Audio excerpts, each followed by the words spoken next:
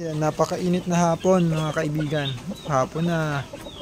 Init pa rin. Uy! May itlog na si lemon sweater. May itlog na. Ito wala pa. Baka may itlog.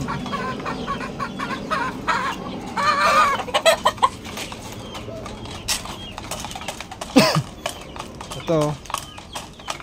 Ah, grabe. 5:30 na. Hindi pa rin sikat ng araw. Ito, buti maganang kumain natin mga alaga.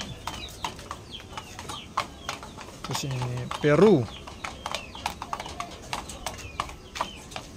Mga Peru natin.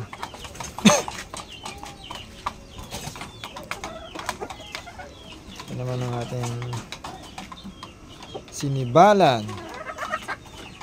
Bulek.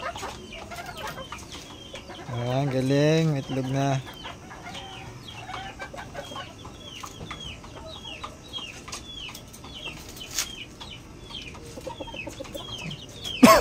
Mga sisiyo natin.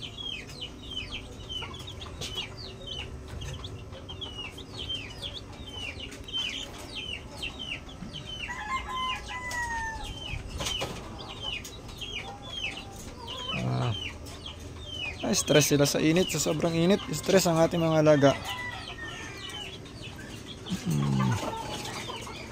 Init ng panahon sa Philippines.